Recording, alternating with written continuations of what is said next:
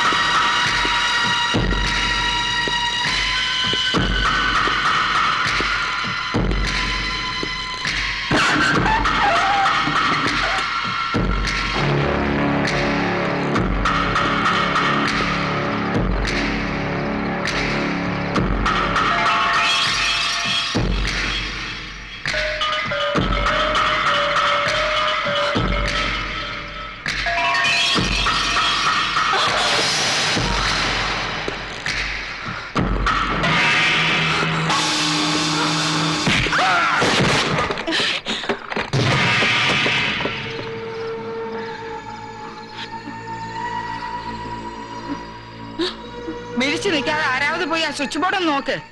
Line cut ചെയ്തതാണോ main switch off ചെയ്താണോ എന്നറിയാലോ.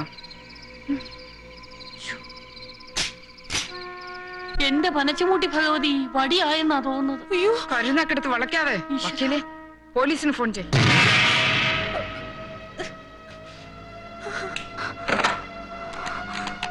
വക്കീല്, ഒരു മിനിറ്റ്. ആരാ എന്താന്നറിയാതെ പോലീസിന് ഫോൺ ചെയ്താൽ എങ്ങനെയാ? അയാൾക്ക് എന്തെങ്കിലും കുഴപ്പം പറ്റിയിട്ടുണ്ടെങ്കിൽ പിന്നെ വാദി പ്രതിയാവും. വക്കീലിന് ഞാൻ നിയമം പഠിപ്പിക്കേണ്ട കാര്യമില്ലല്ലോ. അവര് പുറപ്പെട്ടോ? ഒന്നുകൂടി ആലോചിച്ചിട്ട് മതി പോലീസിനെ അറിയിക്കുന്നത്. ഇയാൾ ആരാ, എന്തിനാ വന്നതെന്ന് നമുക്കങ്ങനെ അറിയാം. മോഷ്ടിക്കാനായിരിക്കും. ഇല്ലെങ്കിൽ പിന്നെ അർദ്ധരാത്രി ഒരുത്തൻ എന്തിനാ ഇതിനകത്ത് വലിഞ്ഞു കയറുന്നത്? അത് ശരിയാ. പക്ഷേ സൂപ്രണ്ടിന്റെ അടി കൊണ്ട് എന്തെങ്കിലും പറ്റിയിട്ടുണ്ടെങ്കിൽ വകുപ്പ് വേറെയാ. പൊന്നമ്മ, ഒരുകൂടെ വെള്ളം ഇങ്ങട്. ബോധം വീഴുമെന്ന് നോക്കാം.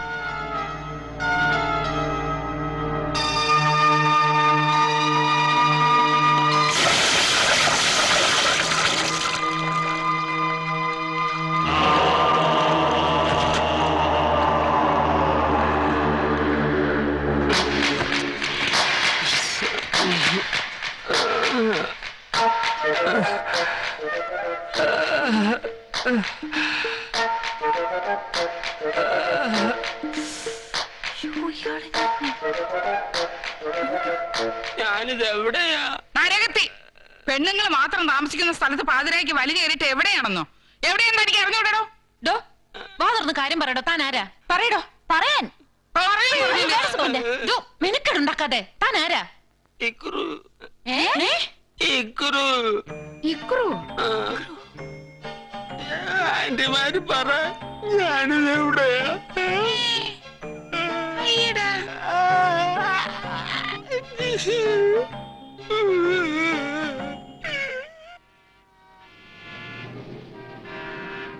കേട്ടിടത്തോളം ഇത് അപ്നേഷ്യ എന്ന രോഗമാകാനാണ് സാധ്യത.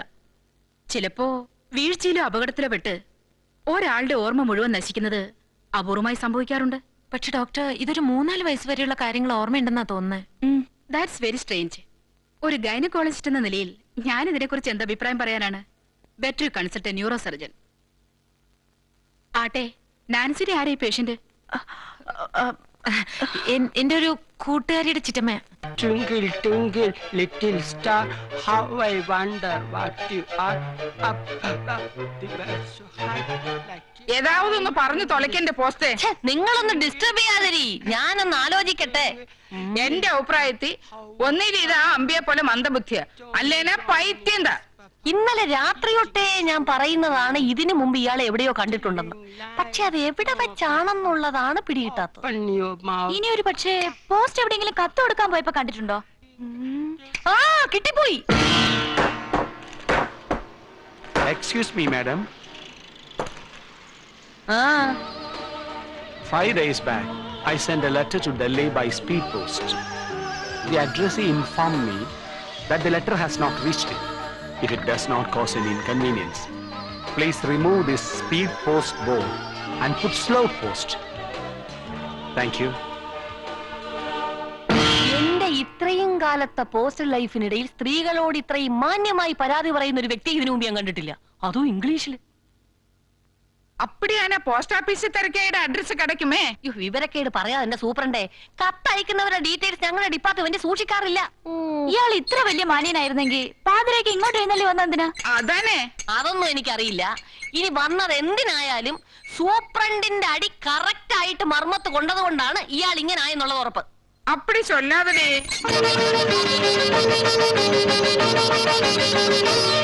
ஓ மாமி, ആമാ போதும். சஸ்பென்ஸ் போடாம விஷயத்தை சொல்லுங்க. நேத்துக்கு அர்த்தராத்திரி வரைக்கும் மடத்துல லைட் எரிஞ்சது. അത് അവര് ലൈറ്റ് ഓഫ് ചെയ്യാൻ മറന്നായിരിക്കും. അയ്യോ ഇല്ല ഇല്ല, ഞാൻ കാലത്തെ വെള്ളം പിടിക്കാൻ ചെന്നപ്പോഴേക്കും അകത്താരോ അടക്കി പിടിച്ച് കുശു കുശു കുശാന്ന് സംസാരിക്കുന്ന കേട്ടു. പ്രത്യേകിച്ച് ആരെങ്കിലും കണ്ടോ? പാക്കലിയേ, ഞാനേ രാവിലെ പൂവിക്കാൻ ചെന്നപ്പോഴേ അവരകത്തോട്ടും കേട്ടല്ലേ പൂവും വാങ്ങലേ. ഡാൻസ് പഠിക്കാൻ വന്ന പെമ്പിള്ളേരാ വസുന്ധര പറഞ്ഞിടുന്നത് ഞാൻ ഓ, അതിവൻ കണ്ടു കാണും. അങ്ങനെയാണ്. എവിടെയോ എന്തോ ചിലത് ചീഞ്ഞു നാറുന്നുണ്ട്.